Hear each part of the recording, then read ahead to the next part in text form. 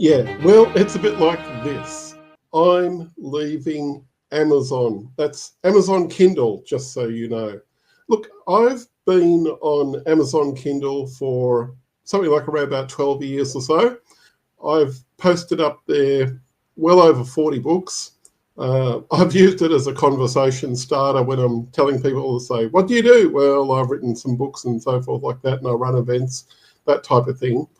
And it's been bugging me a lot the last few years that when you're selling Kindle books, you're selling them at a particular price range, which is typically between 99 cents if you're wanting to get throughput of a lot of books sold, right through up to maybe $10. And this is typically in US dollars we're talking here. But even when that's all converted into Australian dollars, and you take out the costs and the small royalty, and let me tell you, it is a small royalty. You might think it's a big royalty, but in reality it's small. You're not really making very much. You're still helping the monster that is Amazon make most of its money. So I think I've given it a good go, and I'll probably leave some portion of my books on there, but I'm going to migrate a proportion of my non-fiction books, particularly my business books, and either retitle them, obviously update them, and migrate those back to my own davidnewtonevents.com website. Now, the reason why I've been thinking about this is, like more recently, I've been talking about what's known as making a decision, and that you have a lot of power in making decisions. And this is one that I'd been thinking about, and I thought, well, that's it. Hey, I've done all that I need to do. I actually just need to take action on this one. And part of it all stems back from the early days of the internet when literally 2 decades ago, 2005, I'd released a book and I charged it for it $995. Now, admittedly, it's not a regular book. It's actually a manual. It's quite a thick one. And this in here has the templates for a lot of the singles events or business events that I can charge a lot of money for, that I've been selling for quite a long period of time. And I've taught a lot of people how to start and run their own events, as well as running some of their own business clubs, that type of thing.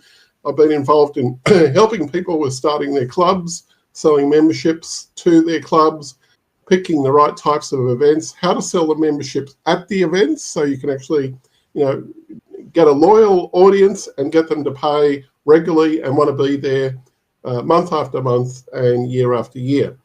However, in order for me to do that, I did see, like probably a lot of people, I thought, well, everything's going towards Kindle, so I jumped on the bandwagon. However, more recently, I've seen evidence probably to the contrary, and I was seeing this a few years back, but I chose not to listen, chose not to see the evidence that things were probably a little bit better outside of Amazon.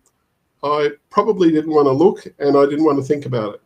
As a result, post-lockdown era, as we are in right now, it's 2025, I've had a bit of time to digest and think about some of these ideas, and I thought, well, if other people are selling their digital ebooks directly off their own website, PDFs, or they might be Canva type templates, whatever that kind of thing is, I can do that too, because that was what I was doing 2 decades ago.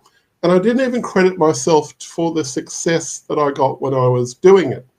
I think this is a vital thing for you to think about, because if you're ever in a position yourself, and I've seen a few others like me, where they've got books on Kindle, and it's great to tell people, hey, I got a #1 book on Kindle. And yes, I've had a few that have hit the #1 level a few times over, and a few times even a few years after I've actually put them up there. However, there has been some of my books, particularly some of my non-fiction books, that have been super stellar sellers over many, many years. And I thought, well, if people don't really care about what the price tag is for some of those books, and I would like to get the emails of some of those people so I can sell them a higher ticket product yet again, maybe not necessarily a course like this one, but in a different niche, in a different area, I want to be able to have the opportunity to do that again myself. And The market out there for how big things are on the internet now is so much bigger than what it was back in 2005, when I was still, I would consider to be in my early days of my internet experience. And by the way, I was fully retired online in 2005. I had a social events business that I was running quite successfully directly off my websites online. I had several other websites that were linked to affiliate scenarios with different dating sites, which brought me in a very large chunk of my online income. So I was making money literally every day, even though it was paid monthly. And even that alone was still out of my control. When you're an affiliate, somebody else has done the hard work, but they can also take it away from you as well. You've heard the old saying before, it's the large print that giveth, it's the small print that taketh away. And when you're an affiliate to somebody else's website, like I was with the dating websites all those years ago, that did happen a few years back. Somewhere in the last decade, in the 20-teens, around about just over the middle of that decade, maybe about 8 years ago, I noticed that there were some major changes to a couple of the websites that I was supplying a lot of traffic to, and receiving quite a lot of results and income coming back. They tweaked their qualification scenarios with how many males and females that you needed to have sent to their website each month in order to qualify for a particular tier level of commission. Whereas before it was just a simple, predictable, right across the board commission, irrespective of whether it was male, female, or whatever. But when they made this major change, my income, if I'd hung around, would have dropped to a much, much lower level. Somehow or other, I had a lot of my links fizz out around that time, and they closed me out anyway from this particular company. Fair enough, I understand, but if I was to reapply, would it really be worth it? Probably not. I don't know. I might find another alternative. But that just goes to show you don't control the angle when you're an affiliate. When you really do have proper control, it's not when you sell your books necessarily through Amazon. And I acknowledge that there are some people out there who do really well selling through Amazon. And I think that's great of them to do so. And they're doing it in a particular niche. And they have also a particular enthusiasm for delivering those kind of results. My enthusiasm has moved from there, which it was very high level 10 years ago, to moving to the digital product sphere today. And there's a few reasons for that, because I want to actually have control over my own email list and what I email out to them and what other upsells I'm wanting to do. My goals typically is to move several of my products off Amazon currently, move them over to my davidnewtonevents.com website and related sites, which link back into that, obviously. And with the people that buy those products, that's great. They'll get onto my list as paid subscribers, not people that have just joined up and collected a freebie and usually doing nothing as a result. I'm wanting people that follow me for what I'm doing, what I can do for them.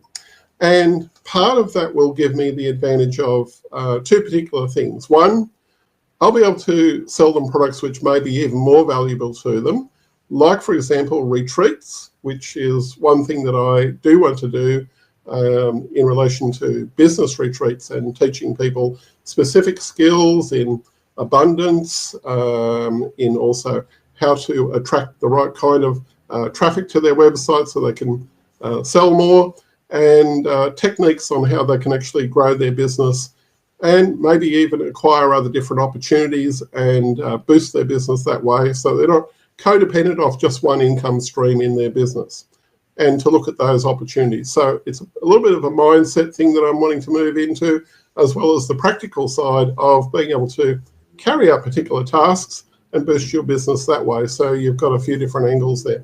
But I can't do that if I'm doing something through Amazon.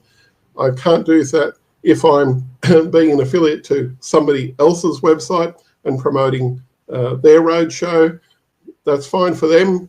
This time I'm wanting to do stuff where I'm actually controlling the landscape, and I've got happy customers that I can interact with on a regular basis through different events, through retreats, through special trainings, things like that, where we all have a good time together.